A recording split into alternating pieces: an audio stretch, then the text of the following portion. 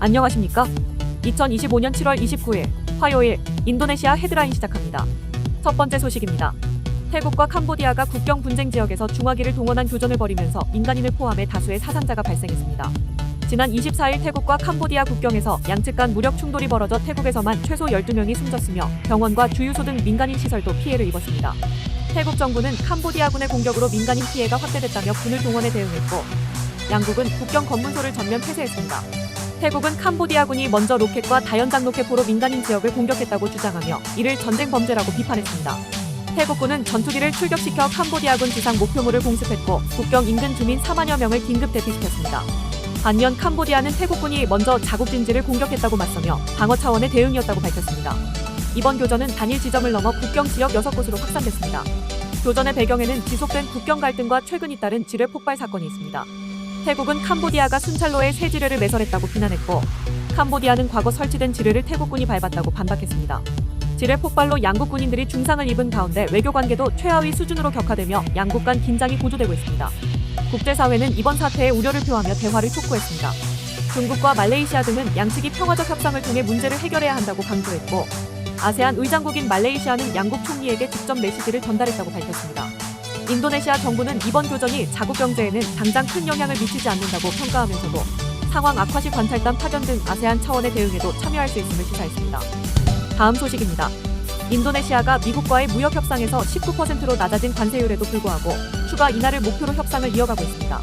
인도네시아 정부는 원유 파묘, 커피, 카카오, 니켈 등 미국 수요가 높은 주요 수출품에 대해 관세 제로를 요청하며 협상 종료 시 공동 성명을 발표할 계획이라고 밝혔습니다.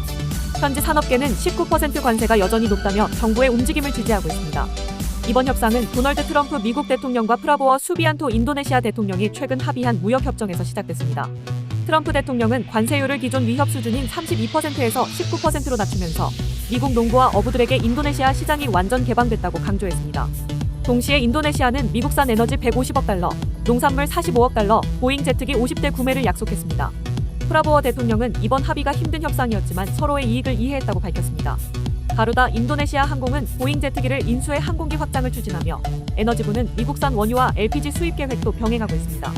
또한 인도네시아는 구리 정광을 중심으로 광물 수출을 지속하며 자국 자원 규제를 유지하겠다는 방침을 재확인했습니다. 경제 전문가들은 이번 협상이 미국과 인도네시아 간 전략적 관계를 강화하는 계기가 될 것으로 보면서도 관세율 세부 적용 품목의 불확실성과 추가 협상 여지를 주목하고 있습니다. 참고로 인도네시아는 아세안 최대 경제국으로서 무역 다변화와 에너지 안보를 동시에 추구하고 있으며 향후 협상 결과가 국내 산업 전반에 미칠 파급 효과가 클 것으로 전망됩니다. 다음 소식입니다.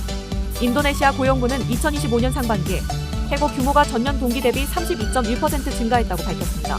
정부에 따르면 올해 1월에서 6월 해고자는 총 42,385명으로 2024년 같은 기간에 32,064명에서 크게 늘었습니다.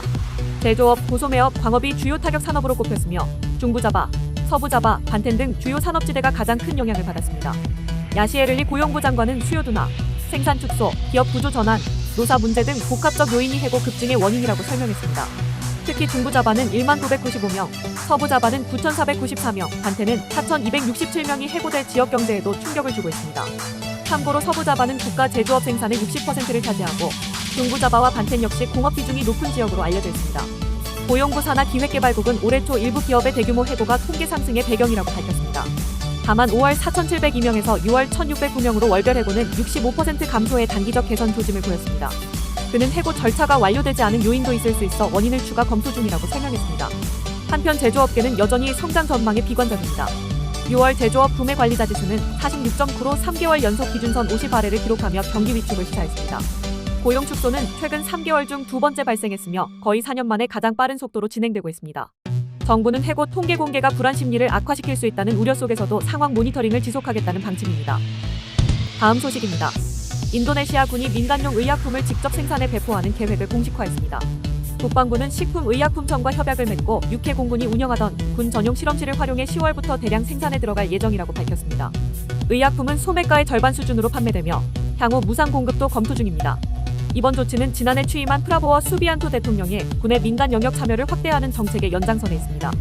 프라보워 대통령은 무상급식 사업 등 핵심 복지 정책에서도 군을 전면에 내세웠으며 3월에는 군인의 민간 직위 참여를 확대하는 군사법 개정안이 국회를 통과해 학생 및 시민단체의 반발을 불러왔습니다. 정부는 군 참여가 의약품 유통 구조를 단순화하고 불법 약품 및 마피아 문제를 차단할 것이라고 설명했습니다. 의약품은 최근 출범한 8만 개의 국영 협동조합을 통해 전국 마을 단위로 공급되며 협동조합은 생필품 판매와 대출 서비스도 함께 제공할 계획입니다. 또한 국방부는 보건부와 협력해 파푸아 등 분쟁 지역의 군 의료진이 운영하는 병원 건립도 추진합니다. 그러나 인권단체와 시민사회는 군의 민간 분야 진출이 민주화 이후 마련된 안전장치를 약화시키고 권위주의 회귀 우려를 키운다고 지적했습니다. 국제 앰네스티 인도네시아 지부는 이번 조치를 군이 다시 사회 전반에 영향력을 확대하는 신호라고 비판하며 정부의 해명을 요구했습니다. 다음 소식입니다.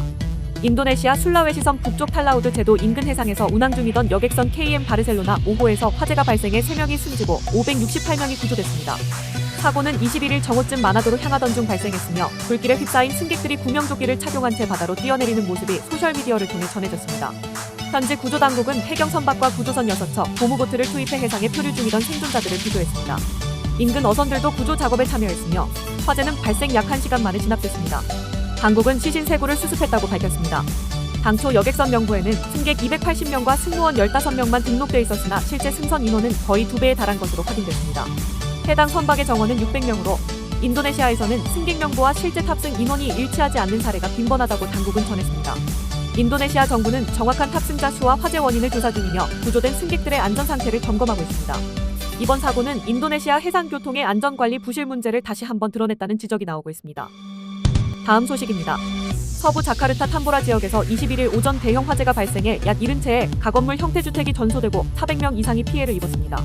화재는 저소득층의 주택 밀집 구역에서 오전 8시 35분경 시작됐으며 주민 신고를 접수한 소방당국은 즉시 진화 작업에 나섰습니다. 현장에는 소방 인력 145명과 소방차 29대가 투입돼 약 1시간 만에 불길을 잡았으나 화재 확산으로 100가구가 거주지를 잃은 것으로 추산됩니다. 피해 주택은 벽돌과 목재를 혼합한 가건물 형태로 지어진 주택이 많아 화염에 취약했고 인근 도로는 통제되며 교통 혼잡도 발생했습니다. 탐보라 행정당국은 사고 원인으로 주민의 조리 중 구조에 특히 가스레인지 불을 끄지 않은 점을 잠정 지목했으며 정확한 원인은 경찰의 포렌식 조사를 통해 확인할 예정입니다. 현재 화재 현장과 인근 지역에서는 복구 작업이 계속되고 있습니다. 자카르타 경찰과 지방정부는 피해 주민 지원을 위해 긴급대피소와 24시간 운영 비상대응 포스트를 설치했습니다.